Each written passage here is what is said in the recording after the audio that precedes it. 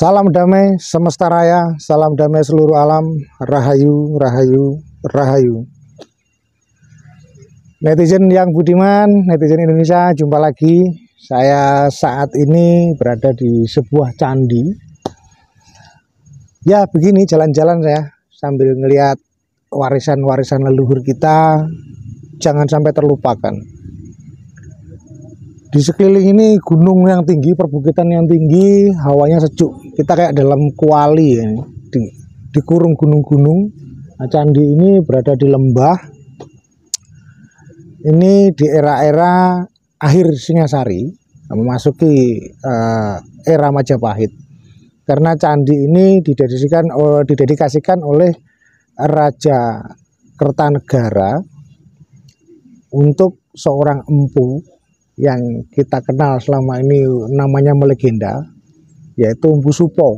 Jadi candi ini sebenarnya dulu didedikasikan untuk tempatnya Empu Supo di sini membuat pusaka-pusaka. Bisa dirasakan mungkin dari sana, nah, view-nya juga suasananya asri sekali. Saya jadi nggak pengen pulang kalau di sini. Kicau burung, pohon-pohon besar, hawa yang sejuk di sebelah utara pegunungan Panderman membuat kita lebih fresh, tenang, damai. Jadi orang-orang di sini kayaknya napasnya panjang-panjang, sehat-sehat orang sini. Karena di sekeliling sana hutan cemara, hutan pinus. Jadi ada pohon cemara tungga, cemara udang, dan pinus. Jadi udara yang dihasilkan dari pohon itu betul-betul fresh, beda dengan di pegunungan yang lain yang tidak ada pohon cemaranya. Oke, kita kali ini ngobrolin apa ya enaknya ya? Oh, apa masih tetap si Bancet Merah? Oke, kita tetap ulas si Bancet Merah, sang pembuat onar di negara kita ini. 2 kali bikin onar, bikin heboh dan menghebohkan banyak orang-orang tua, anak kecil yang kurang etika dan tidak begitu beradab kalau saya nilai, karena selalu membuat huru hara, membuat orang-orang tua yang diam bereaksi. Akhirnya saya pun juga ikut bereaksi saat ini. Untuk kita tenggelamkan bersama-sama, tenggelamkan Bancet Merah. Enaknya kita ngobrolin apa? Oh ini video yang ini, ya yang ini.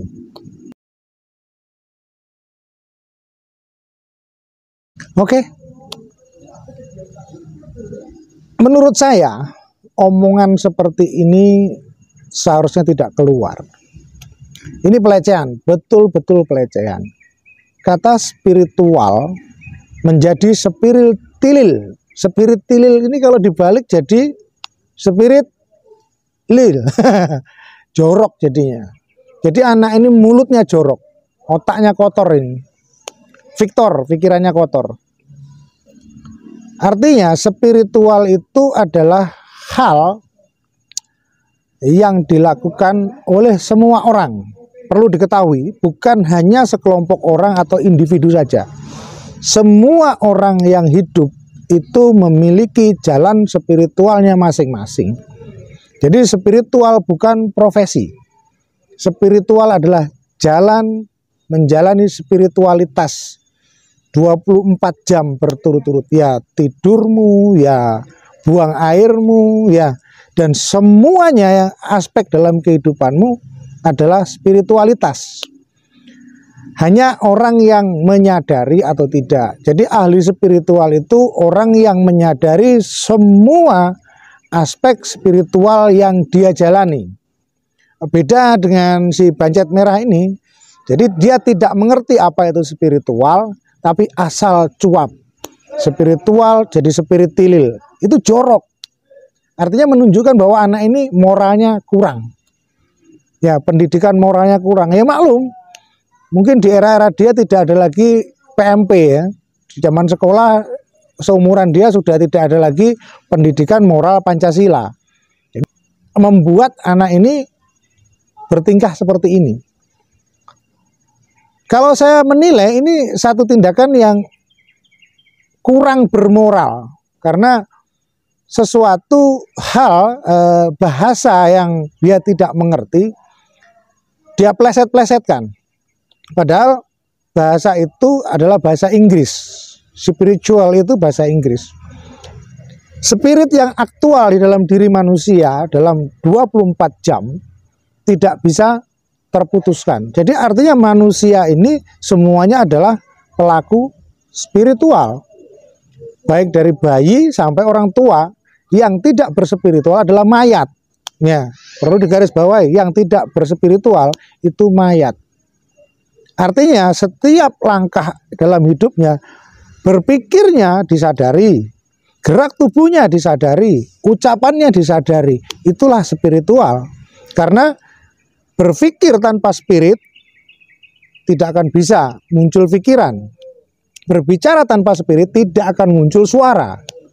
Jadi ketika pikiran itu penuh spirit, ucapan penuh spirit, muncullah kesadaran yang tertata. Jadi ucapan, tata bahasa dalam berbicara itu akan tersusun kata-katanya dengan rapi. Bahkan tindakan dalam kehidupan sehari-hari dengan siapapun, berinteraksi dengan alam semesta serta isinya, itu akan tertata. Orang yang penuh kesadaran itulah spiritual. Sedangkan anak ini tidak mengerti, dia bukan orang yang belajar mendalami tentang spiritual, tapi berani mengatakan, memplesetkan kata spiritual menjadi spiritil. Itu kan jorok. Itu spiritual, spiritililan nggak ada. Itu spiritual, spiritililan nggak ada. Itu spiritual, spiritililan nggak ada. Ini jorok sekali, memalukan.